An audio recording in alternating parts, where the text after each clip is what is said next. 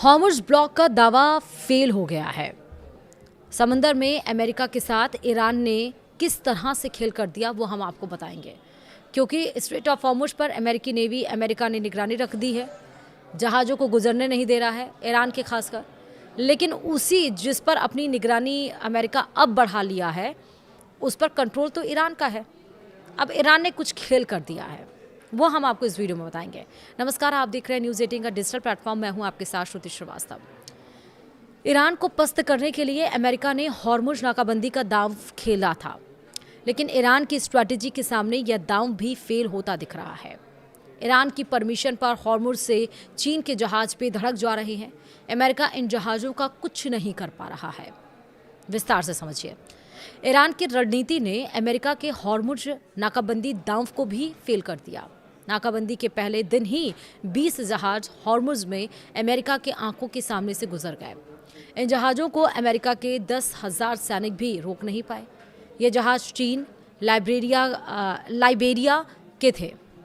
और इसी बीच अमेरिकी राष्ट्रपति डोनाल्ड ट्रंप ने जल्द युद्ध खत्म होने की बात कही। ट्रंप ने कहा कि युद्ध जल्द ही रुक सकता है।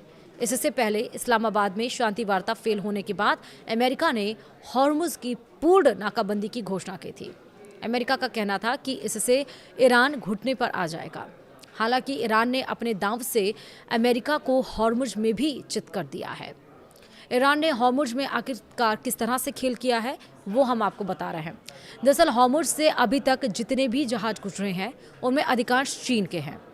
ईरान चीन के जहाज़ों को पहले केशम द्वीप से पर ले जाता है और फिर उसे हॉर्मुज़ से बाहर भेज देता है।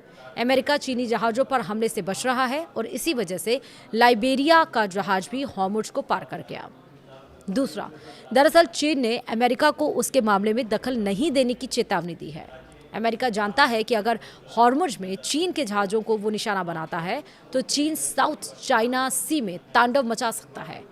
दुनिया का 33% व्यापार इसी साउथ चाइना सी के जरिए होता है। इसीलिए चाहकर भी अमेरिका चीनी जहाज़ों पर हमला नहीं कर रहा है।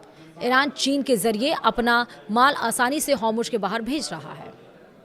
वहीं ईरान प्रस्थान के लोकेशन को भी बदल दे रहा है। बुधवार को हॉर्मुज़ यानी कि 15 अप्रैल को हॉर्मुज़ की तरफ एलिसिया यानी कि ALICIA नामक जहाज़ की एंट्री हुई।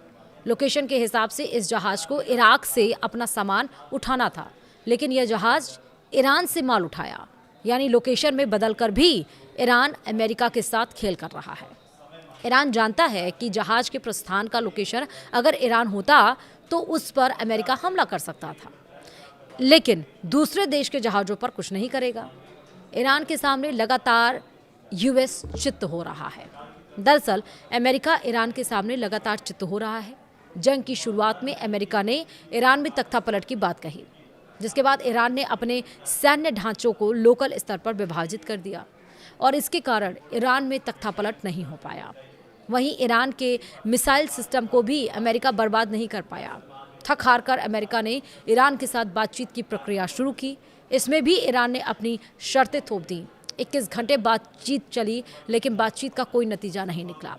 उसके बाद स्ट्रेट ऑफ हॉर्मुज़ पर अमेरिका ने अपनी सेना को तैनात कर दिया। कहा जहाज़ को निकलने नहीं देंगे, लेकिन उसके बाद भी चालाक ईरान वहां से अपने जहाज़ों को या तो स्थान बदलकर या तो दूसरे जहाज़ों को चाइना के जहाज़ों के जरिए माल भिजवा रहा है।